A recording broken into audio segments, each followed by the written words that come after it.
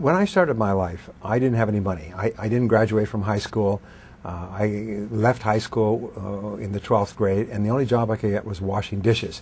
And when I lost that job, I got a job washing cars with a car lot. And when I lost that job, I got a job washing floors with the janitorial service.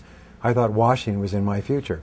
And when I was in my late teens and early 20s, I didn't have any money. I lived in my car at certain times. I slept on the floor of friends' houses. I never traveled without a sleeping bag, so I'd always have a place to sleep.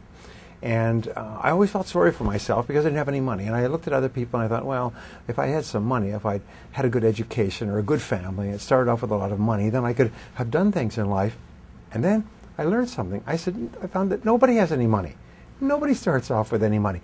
90% of the people who are successful today, America, worldwide, started off broke.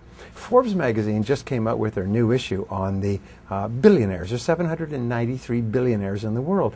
And they said, surprise, surprise, most of them started with nothing. Most of them started penniless. Many of them started broke. Many of them started as laborers. Some started as rickshaw drivers. Some of them started as taxi drivers. Some of them started as laborers like me. So don't feel sorry for yourself if you're starting off with no money. Join the gang.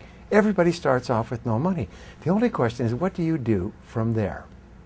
Now, to get into a home, to begin the process of home ownership, you have to start at the bottom. You have to walk before you run. Sometimes you have to crawl before you walk. What do most people do? They start off with a small apartment, and then they work hard and they save their money. They practice frugality, they practice self-discipline, and they save their money until they have enough to get onto the first rung of the ladder, which is usually buying a small condominium, 1 or 2 bedrooms. But once you've got the condominium, and now you start to make payments on it, if you make two payments a month, you can double the speed at which you pay it off. The condominium gradually goes up in value. You continue to save money. Then the next step is either to a larger condominium or to a smaller house. Then you get a smaller house, and you fix up the house, and you make the payments, and you save some more money, and you move up to a larger house. This is how everybody does it. We all start off with an apartment, then we move to a condominium, then a house, and then a bigger house, and so on. While you're doing this, you're constantly practicing the 1000% formula. You're constantly reading, learning, listening, getting better, increasing your income, increasing your earning ability so that you have the capacity to support a mortgage for an ever larger home. So, in terms of getting your dream home, you start off with a clear idea of what it will look like when you get in there, and then what you do is you get your foot on the first rung of the ladder.